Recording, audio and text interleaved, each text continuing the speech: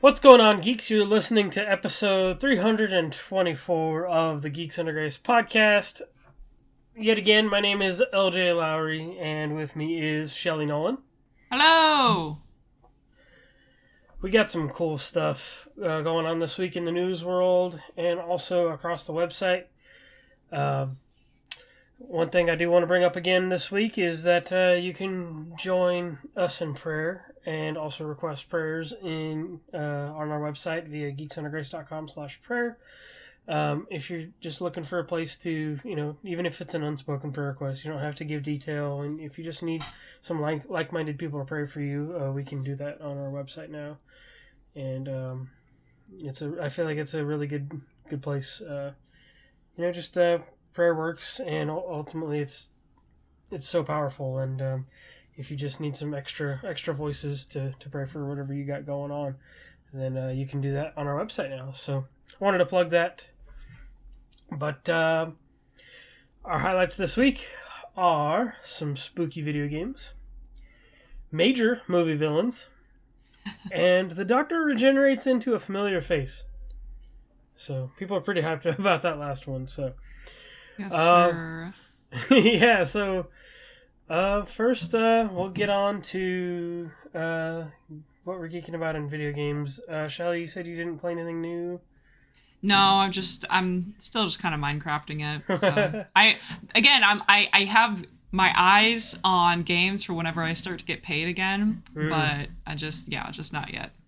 Nice. That's cool. It's always good to.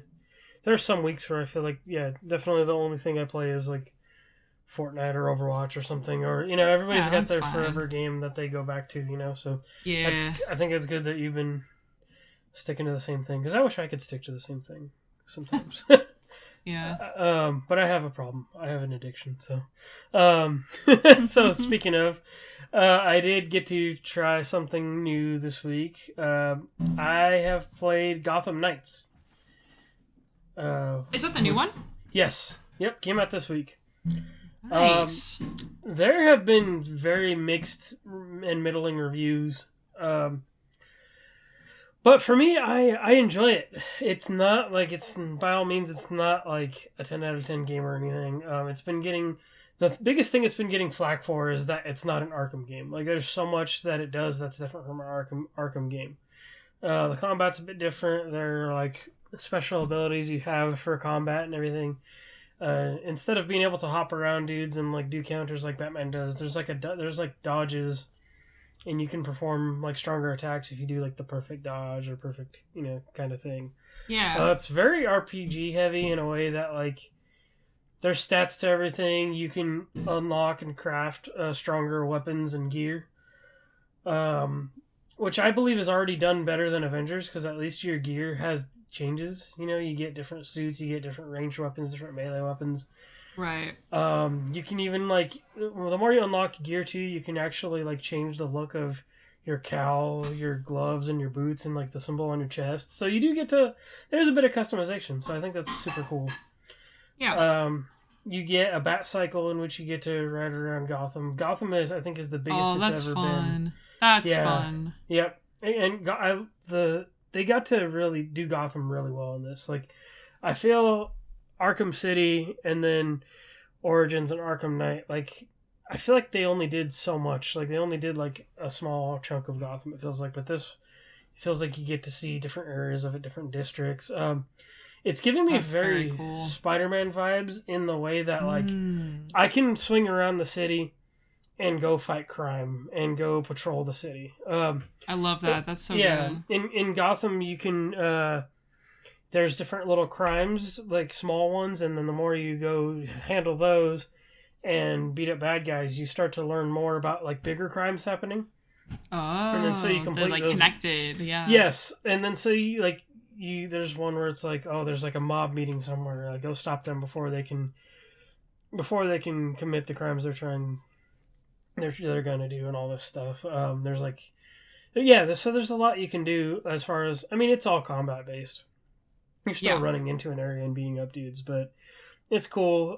All the characters have their different play styles. Red Hood is very tanky. Red Hood is built more like a like a tight end like football player in this, or like some big massive football player. I guess because they needed a tank. Batgirl's the more techie. Robin is more ranged, and I did find out Robin is Tim Drake. I thought it was Damian for a long time, but Robin is Tim, and then you get Nightwing, and he's got more acrobatic abilities, and he's kind of very floaty, and like they all have their own unique animations and the way they play, and I think it's fun. But it's been getting some flack, and I'm like, you know what? I think I understand that it's $70 might be a lot to ask right now, but it's probably going to be on sale for Black Friday. I'd guess it's going to drop to down like $40. So if people are interested, like, I'm not going to say to run out and buy it now, but maybe wait for a sale. But I'm enjoying it. But I like Saints Row, and everybody bashed the new Saints Row, so it's one of those things where I'm like, as a critic myself, I believe listening to critics is valuable, but also like it's okay to discover things for yourself once in a while too. Mm-hmm. So don't look at the score. Not necessarily look at the score and decide and make that your decision. Like, do research. So yeah. That's what I've been playing. The Call of Duty campaign did come out on Thursday for early access people, or for pre-order people, and I have not tried it yet, but it comes out officially this Thursday. So I don't have anything to say about that campaign since I haven't tried it yet. So let's get into video game news. We got a lot of spooky video game related news. First being in the form of Silent Hill. It's a long list of stuff for Silent Hill here. Yeah, they announced a ton of stuff. Yeah. The first, I think, and most notable thing being that I believe I did mention this when we discussed it last week a little bit, but Silent Hill 2 is actually getting a remake, which is nice. I think that's what everybody wanted. And it's being done by Bloober Team, which Bloober Team has done quite a few horror games. They're more of an indie, like smaller dev, but they've done a lot of horror games in recent years that people have enjoyed. So I think it's cool that, like, if Konami is going to be bringing their games back, I think they need to be doing this thing where they're getting devs to work on these things, and people who have an appreciation for this stuff. So absolutely, they could easily get some other devs to do like a Castlevania game or something, or like they can. I think they can leverage this idea if they want to bring back their other franchises. The other thing that sounds pretty unique, Silent Hill F, which is, I believe it's set in like the 1960s or something. Let's see here. I'm trying to see if I can look. But yeah, it's supposed to take place back in like an older time. I believe it's the 60s, somewhere around there. I could be wrong. And then there's another thing I think that's people are still kind of confused about, or they haven't revealed much about. It's called Silent Hill Townfall. It's very it's a kind of a cryptic with, like, they did some like radio signal like teaser stuff. Mm-hmm. I believe Townfall is right on the nose because Silent Hill is like this like dead town. That's the whole point of Silent Hill. Yeah. Silent Hill Ascension is a communal interactive live event. So I'm thinking of stuff like interactive stuff, almost like when Black Mirror did their thing. And then it makes me think of how, like, now people are playing games like the Dark Pictures games as like a community thing where everybody's making decisions, and like asking the audience, like, hey, what do you want to do? Like, what should we do? Like, what's the choice? So that looks like what Silent Hill Ascension is going to be. It's a very interactive thing. And then I guess this is technically movie news, but there's also going to be another Silent Hill movie, which there was a second one, but they're saying that this one's going to be, they're trying to say, like, oh, this is going to break the trend of video game adaptations, which I'd argue that trend is already being broken. In some ways. I would agree. It kind of depends what they mean. I guess we'll have to wait. Yeah, it doesn't really Um, I think they're bringing back the original writers or something, original people who worked on the first movie, because the second movie was pretty bad, from what I heard. And so, which I remember people liking the first one, and I remember liking it too. Like, it actually wasn't bad. So, hopefully that will be good, and people will be satisfied with that one. I guess I will mention that Resident Evil did also have their showcase. They didn't really show much that was like, there wasn't any like mind-blowing new announcements or anything. The big thing was that they did show gameplay for Resident Evil 4. And I think they revealed, like, they had talked about DLC for Resident Evil Village and stuff like that. Oh, nice. Yep. Yeah, because there's supposed to be like post-game DLC for that. And then there's going to be like a third-person mode for that and all that. Nice. Okay. Yeah, there's going to be some more Resident Evil Village stuff. And that's kind of like, I think Silent Hill definitely took the win there, because the Resident Evil thing was like a day or two after, and so there really wasn't much to be hyped about there. The other thing I will mention, I guess it's not a lot to say here, but Fallout 4 is getting a next-gen upgrade, which I think is kind of neat for people who haven't touched that game in a while, or for people who never played it. They did say that they are going to work on some bugs. They didn't specify. There are going to be like performance mode upgrades and all that, and 4K like additions and all that. You know, everything that you'd want from a next gen upgrade, I guess. And it sounds like it's akin to Skyrim. Just had another re-release, I think, earlier this year of the Anniversary Edition. Which I'm like, how many times they released that game? But so Fallout 4 is getting another one, so that's kind of exciting. Like, I'll probably reinstall that whenever this drops next year.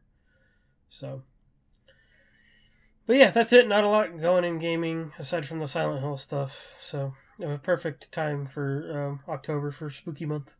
Totally. So, and I know it's not mentioned in the news. It's not really that significant, but I got a notification today that apparently Cult of the Lamb, they're pushing out a free update that is like Halloween. They're like doing a special thing where you can get there's just some more follower I did see that types or something. Yeah, and I think I just thought that was kind of fun too, because they're just, you know, Halloween, right? So that's good. They're still working on it too. I might pick that up again. Oh yeah, and get that update and see how it is. Yeah, to see the new content, that'd be awesome. Yeah, cool. But yeah, that's kind of it for gaming. We can get into what we're geeking out about in movies. What movies have you watched? So, still on that Halloween movie sort of kick, and watched a couple movies I've already seen before, but also watched one that we haven't seen before. So, from the ones we have seen, we watched Hocus Pocus and Coraline, and I'm telling y'all, like, if you want a really good, kind of spooky, but like not really scary movie, especially if you love animation, especially love claymation, Coraline is the movie. Like, it's just so good. It's like, I swear it gets better every time I watch it. So, and Hocus Pocus is also still very fun. I'm excited. We're gonna watch the sequel eventually. Nice. I don't know exactly when, but we knew there was a sequel, so we're like, well, let's watch the first one. Then we can watch the sequel some other point. But we also watched Night of the Living Dead, which neither of us have seen before. My husband and I. That's an old cool one. Yeah, but we've been watching just a lot of like old black and white kind of horror movies. Yeah, that's awesome. Yeah, and like the feel of them is very fun, and this one is it kind of was refreshing to see such a classic take on zombies where they're like actually really slow. Yep. And they're still really scary because, like, come on, they're eating your flesh and stuff. Yep. That was the movie that defined zombies. Exactly. So that was really refreshing. I don't know. I think just like, you know, I could think of like The Last of Us. I could think of some other games where it's like zombies are like really fast and really smart or whatever. And granted, some of the zombies even in this movie are kind of smart. They're like picking up tools and like picking up weapons and stuff. But you know, like they're scared of fire. They would go away from fire and stuff. And I'm just like, oh, this is kind of fun. Kind of fun cheese, like classic zombie vibes. So that was a good movie. And yeah, we're just gonna keep on probably watching other movies up until Halloween, and yeah, we'll see after that. But again, if you guys haven't watched Coraline, please do. It's that's so a good good. one. Yep. And I was just thinking too, like you mentioned, like how zombies are like smarter now too, and there's so many movies and media that have like been like, oh, like let's try to change it up, let's try to make zombies more interesting. Yeah. So yep, but Night of the Living Dead was it. Yep. Cool. I did watch some movies this week finally. Nice. I feel like it had been a while. I watched Tucker and Dale versus Evil, which I mentioned I was going to watch this one, but I finally did watch it. And so the concept is that there are these two country dudes that are going to this cabin, and there's also this group of college like teenagers that are going to this like the cabin out in the woods, and it's obviously a trope already, like out in the woods, camping out in the woods, whatever. And it's all I mean, this movie's been out for 10 years, so it's not really a spoiler, I guess. Yeah, it's fine. But the concept is that, like, these guys actually are not killers. They're just a couple of dudes that aren't very bright themselves, like, doing their own thing. And then honestly, the movie is one big misunderstanding. So, like, there's stuff that happens where the college kids think that these guys are trying to kill them.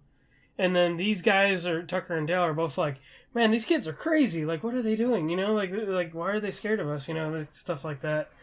But it's on Amazon Prime, and I think maybe a few other things. But it's a funny movie.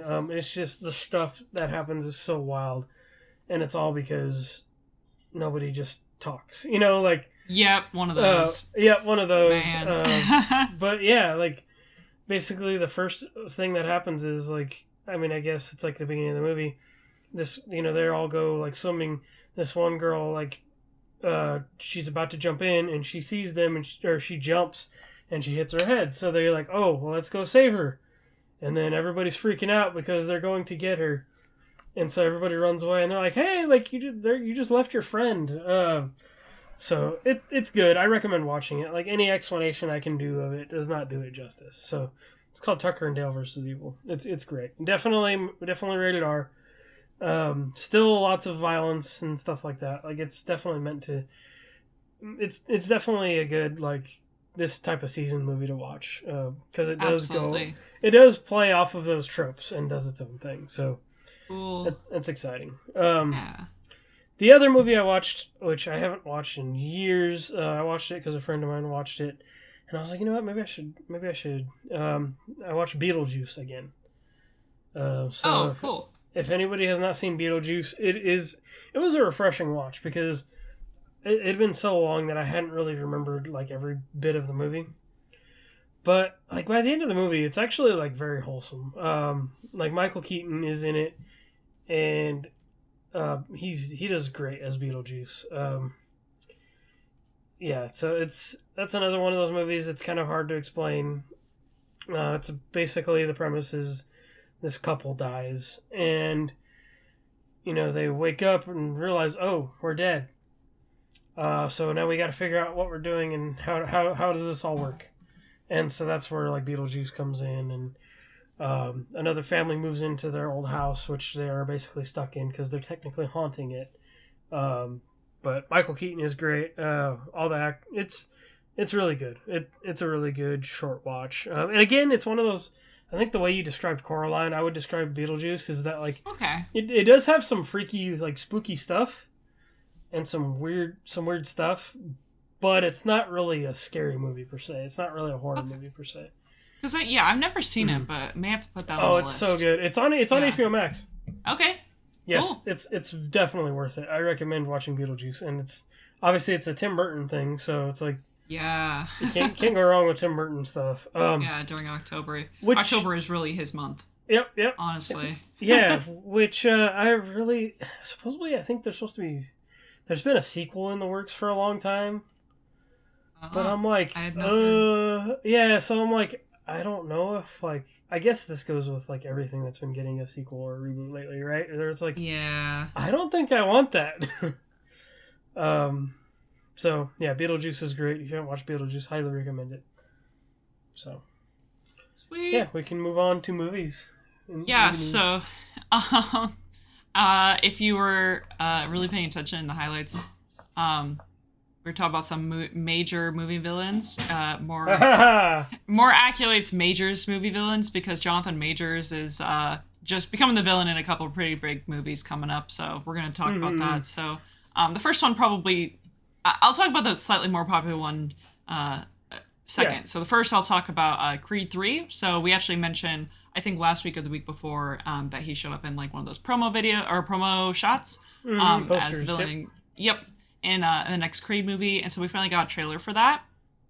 Looked pretty good. You know, Michael B. Jordan and Tessa Thompson, I think, is in it too. So, and yeah, it's just like, I don't know, looks good. He looks like he's going to be a, pretty interesting character. It's like, oh, we have like this history. Oh, he didn't tell you what happened with us. And yeah, so that's cool. Yep. Look, it looks like it's Michael B. Jordan's own movie this time, because like Sylvester Stallone isn't in it. They didn't even show him, yeah. Yeah, you still had Rocky History in the second one as well. So like, now that there's like nothing like Rocky related, I mean he mentions him in the trailer obviously, but it's kind of exciting because now it's straight up. This is Michael B. Jordan's movie. He's also directing it, which I think is awesome too. So which is straight up like reminds me of Sylvester Stallone working on like the original Rocky movies. So I think it's really exciting for Michael B. Jordan's career. No, I think it's really cool too. He's such a good actor. Oh yeah. It's nice to see him like get his own thing. Oh my gosh. I was gonna say, have you seen Chronicle? No. That was one of the first movies I think anybody had seen him in.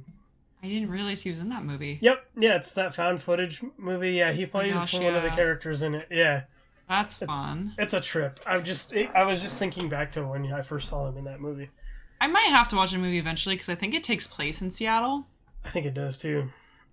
And you just gotta watch most movies that take place in your city. So. Yeah. Yep. Anyway, I thought I won't watch 50 Shades of Grey. That's where I draw the line because that also takes place in Seattle. I'm like, nope. Sorry. Yeah, you don't need to watch that one. Yeah. But anyway, so Creed 3, that's already pretty cool. But finally, we got another MCU movie trailer, and one that I think people have been looking forward to for the most part, especially with just kind of the weirdness this phase has been. I mean, I guess we recently got the Black Panther trailer still, but anyway, we got Ant-Man and the Wasp: Quantumania, which I know that was... I feel like people have been talking about this movie for a while. I mean, honestly, I think even after the second Ant-Man movie came out, we're already like, well, when's the third one coming out? And like, they already like had announced it way back then when No Way Home was out. So, trailer's out for that, which is cool. I am a big fan of Ant-Man and his daughter being kind of a team and hanging out a lot. I think that's and somehow still also screwing things up. Yeah, that's true. Actually, I guess you'll see in the trailer. It's not really spoilery, but you'll see in the trailer. They basically get sucked into, I think, the quantum realm.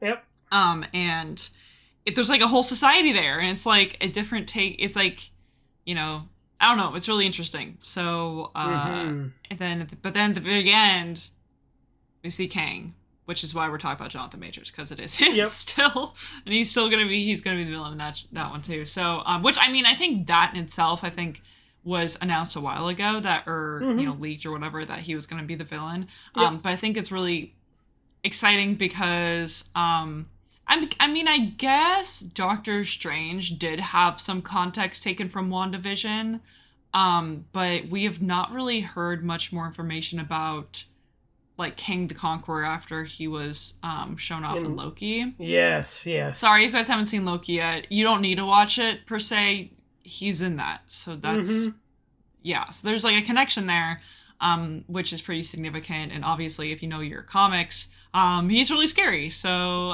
and very, very powerful. So he seems like, I mean, I think it's been theorized, if not confirmed, that he's like going to be one of the main villains of this next phase. Yep. I think he's like essentially like Thanos. Yeah, like one of the movies is literally called Kang Dynasty.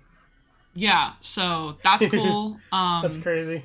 And I guess, yeah, we're just going to have to see how this goes and, introduces... I don't know if it's actually introducing the next phase, or if it's still... I don't actually know. It's either end of Phase 4 or beginning of Phase 5. I'm not really sure. I think they said Black Panther was considered the end of Phase 4, I believe. That makes sense. Yep. But yeah, it's, I love Ant-Man personally. He's one of those characters where, even though he was around before Infinity War and stuff, not very long per se, but he's a character that I just kind of want to, keep seeing. And especially, with his daughter now, kind of being older, I think that's really cool. So, it's like, I don't need to watch more Iron Man. I don't need to watch more Captain America. I don't really feel the need to watch any more, like, Thor at this point. Like, any of those guys. And granted, I know, like, 2 of the 3 I just mentioned are, like, retired. But, you know what I mean? Like, Ant-Man is still pretty fresh to me, and I still really like him as a character. I think he's honestly one of my favorite MCU characters, honestly. He's really great. And he's just kind of a normal guy, which is, I think, the best part. So... Yeah. But what's cool is, it's going to not just be him. It's going to be the Wasp. It's going to be his daughter. It's going to be the parents as well, as they all kind of get trapped in this quantum realm. So yep, that's exciting. And we'll see, just kind of how that changes and influences the future of the MCU. Is it going to be more, is it going to be more multiverse stuff, or is it going to be like quantum realm stuff, or is it going to be like, I don't know. We'll have to see. Yeah, it's going to be wild. Jonathan Majors is a king. He's just like... He is. Even in the trailer, he just has this presence that makes you go, oh. Yeah, like, dude. Oh, dang. I'm glad he's doing well in Hollywood right now. Yep, unless this movie bombs. But I'm sure Creed 3 will be enough to... We'll be fine. I'm sure movie will not be terrible. Yeah, even if this one is... I don't trust MCU anymore, so... Yeah, I don't think anybody does. After this phase, we're all kind of like burnt out. Mm-hmm. Yep. Yep, that's all our movie news. Cool. Going right through it. Not a lot going on.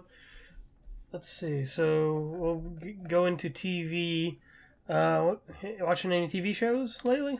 I have not, but with the news of what we're going to be talking about on TV, that might change soon. Like there's a show I might pick it back up. You'll know what I'm talking about when we get there. Nice. But, have you been watching anything? It's funny because I was about to like not put anything, but then I got home and ate dinner and I watched an episode of Chainsaw Man. The anime. Oh, that's out, yeah. Yep. There's only 2 episodes out right now. The manga's been out for a while. For sure, yeah. I know a lot of my friends are really big Chainsaw Man fans. So I did get to watch the first episode, and the basic premise is that this dude, this guy, he's down on his luck because he owes the mob like a ton of money, and that's because his father owed the mob a ton of money. So they basically said, well, if you don't pay your dad's fine or your dad's fees, like, we're gonna kill you. So then there's apparently in this universe there's these things called devils, which are basically like demons, so he has this little puppy thing that has like a chainsaw thing on its head, and so things get worse and worse, and pretty soon, and then eventually, without getting into too much detail, he gains that power from this like puppy devil thing, and that's how he becomes Chainsaw Man. And the dude just tears it up. He just tears everybody up. It's very violent, very mature anime. But I'm like, wow, this is gonna be crazy. The dude's got literally a face with like a helmet thing that has a chainsaw on it, and I saw the opening, and the opening is so chaotic because it has so many references. It has so many movie references. It references like Big Lebowski. It references like I can't even think of the others, but it's I saw to notice, but I didn't catch any of that. Yeah, it's like I'll see like on Twitter people will like break down like every reference, like just in flash frame like reference, and I'm just like, that's so like interesting and so weird kind of because awesome. Like I don't know if that actually has anything to do with the plot or characters at all, but it's very I don't know either. cool that, the director or whoever, the artist, I don't know whose decision was per se, but like was like, hey, let's just throw a bunch of like random like, and not even just like, a lot of it's like literally like Hollywood. It's not just necessarily like Japanese like movies or references. It's literally like American Hollywood movies. So I'm like, oh, that's crazy. Yeah, because even in like Jujutsu Kaisen, like they made multiple Hollywood like movie references, and I'm just like, wow, this is weird. Yeah. Like, this maybe like there's young enough anime or manga writers out there that are just like incorporating this stuff now, which is very cool. Yeah, so it's just like awesome. Wow, like usually you see those. Like those are the kind of references you don't expect in anime. So yeah, but from the first episode, I'm like, this seems like out there, and it's like I think it's gonna be cool. But yeah, just expect lots of blood. It also feels again appropriate for the holiday or spooky month. So that's what I watched. Sweet. Yeah. So then we don't have a lot for TV news. We just have this one article. But I think it's big enough to boot out any other possible article. But I mean, if you haven't heard yet, I'm sure the internet there's some news outlet that's already spoiled this in a headline.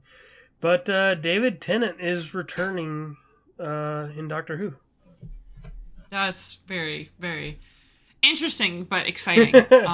He is pretty old at this point. Yeah. So that's like one thing, but like just in my watching of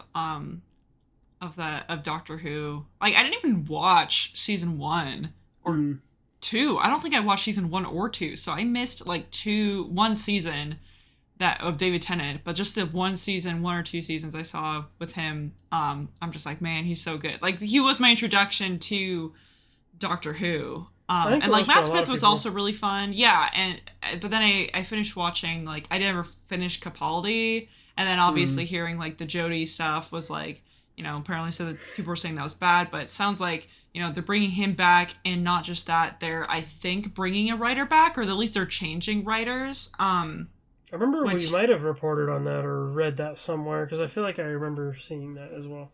Yeah, which is significant just because this last season or 2, at least 1 if not 2, I don't really remember how much has been out so far, but I just have avoided it. People have said it's really bad, the writing's just really awful, so I and part of me kind of misses Doctor Who just a little bit. I mean, it was super fun to watch through. It just kind of got to this point where I was like, I can't do this anymore, and I've heard it just gets worse, so like, let's just stop now. Right.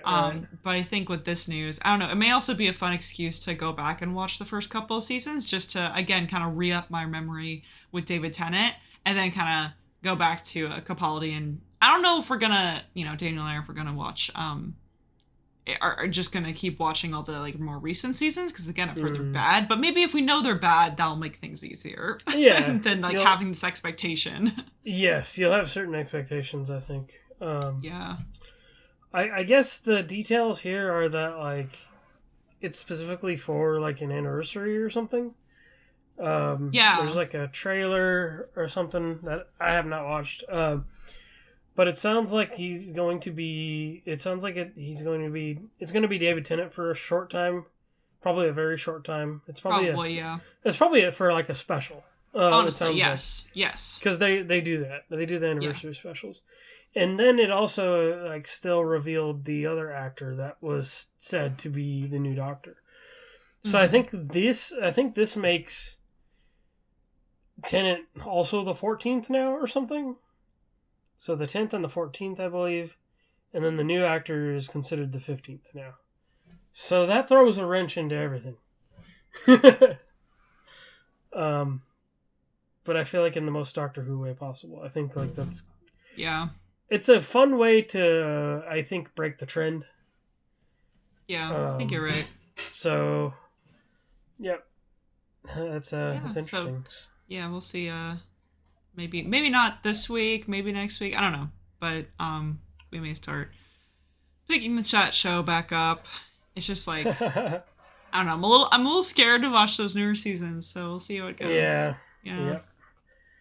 Yeah, I think the most I watched was Eccleston, and then I kind of dropped off after that. It was more just to see like, okay, what is this Doctor Who thing people are into? Like I always heard about it, and I was like, okay. might be a little too much for me. It might be a little too out there, but I get it. Yeah, and that's fine. Mm-hmm. Yeah. Yep. So yeah, something new for Doctor Who fans to be excited about. I believe in the coming year, I believe next year, they said that it was going to come back. So,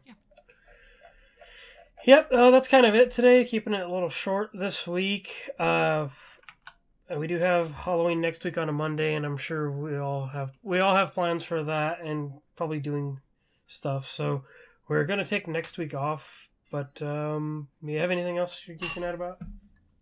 I just don't know if I mentioned, but my husband and I are gonna be Casey Jones and Raphael for Halloween. Oh, that's so and cool. And I have my I'm gonna be Casey Jones. I ordered a 3D printed mask off of Etsy because I could not find any Casey Jones masks on Amazon or anywhere else, and the ones I could find were very expensive. So I found one that was just 3D printed, which is good enough for me. That's awesome. What's nice about being the 2003 Casey Jones is that he is just a guy, and so he wears like regular people clothes, and so I was able to find the clothes he wears, like they're very generic. It's literally like these like blue kind of like running pants, and then a reddish like a sort of burgundy tank top. And I'm going to get some gloves, and I'm gonna like wrap my arm. I think he has like a wrapped arm, and I actually have we bought a hockey stick and we put some duct tape around it. Nice. So it's like kind of perfect, and I'm pretty excited about it because again, that'll also be easy to go to like conventions with and stuff. Oh yeah. So like have that in my pocket. I'll have the Futaba outfit in my pocket, and it's sort of accessible. So. That's awesome. Yeah, so I'm pretty excited about that. But yeah, I don't think there's anything else. That's cool. I guess while we're at it, I'm going to dress up as Venom for Halloween. Yeah. Because my nephew wanted to be Spider-Man, and so he wanted me to be Venom. And so apparently he's already planning how he's going to fight me, according to his mother. That's so cute. So that's I actually cute. have my mask. Nobody in the audio can see this, but I have this mask. It's that tongue's huge. Dang. Yep, it's got the eye holes awesome. like right above the, like right on the, like on the upper lip kind of area. But so what I did was, I got a hoodie, which again, like I can totally just wear whenever.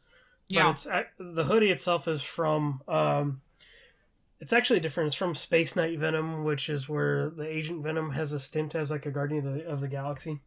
Oh, which is kind of neat. So it's got like a little like Nova Corps like symbol on the side of it. But I'm just gonna be wearing the hoodie, the mask, and like my black jeans and black shoes. And I'm like, yep, this is another. Awesome. Again, like you mentioned, for the I'm like, this is a thing I can wear at conventions. So yeah, super cool. stoked. Yep. So but yeah, so if y'all listen to this, why don't you share with us what you're dressing up as? If you do celebrate this holiday, I guess celebrate's the wrong word, but if you partake. In Halloween festivities, let us know what you're dressing up as, maybe on Twitter or something. Yeah, you can that'd be really great. Tag us or mention us on Twitter. So that'll do it for this week. We're keeping it nice and short, but we will be back in the next few weeks, already in November. So we'll have to see what kind of fun news drops then. So yeah, Shelley, where can they find you? You can find me on Twitter at theshellshock24. Right on. And you can find me on Twitter, Instagram, and TikTok at LJ the Paladin. And with that, see you all in a few weeks. Keep gaming, keep praying, and God bless. Bye. Peace.